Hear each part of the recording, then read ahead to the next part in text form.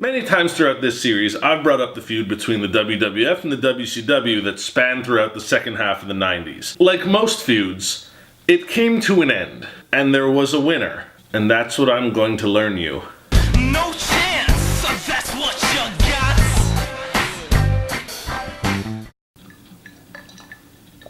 It's a little bit of show-making juice. So this story actually doesn't really have to do with any wrestling. It's more of a legal episode. You know, the exciting stuff like contracts and buyouts and legalities. After years of being the lesser organization, WCW actually got the upper hand on WWF with the whole NWO angle, and they were actually getting higher ratings, and they were the more popular company. Then something happened, and everything got bad. Everything got very bad, and they started having Judy Bagwell on a pole matches. It got out of hand.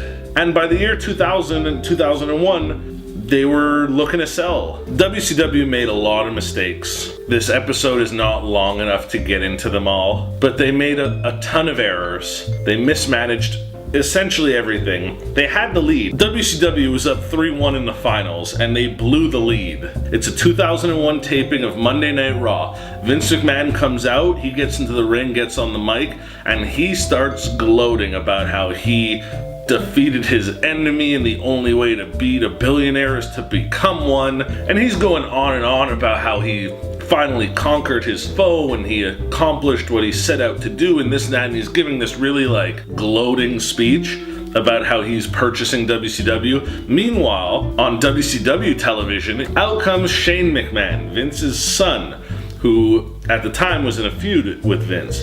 And for the first time ever, Nitro is talking to Raw via satellite.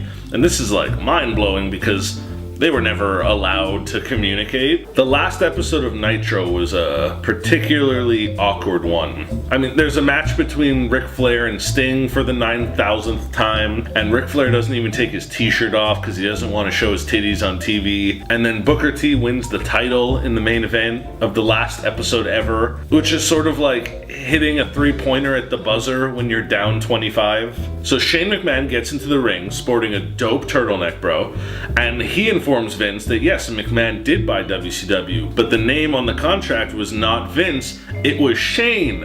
In reality, he didn't really buy it, Vince bought it.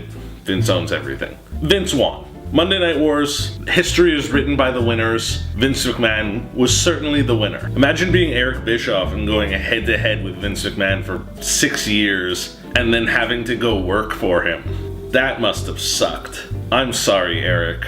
That must have been brutal. How do you expect to survive as a credible organization when David Arquette is your heavyweight champion? Good things come from that? Get real.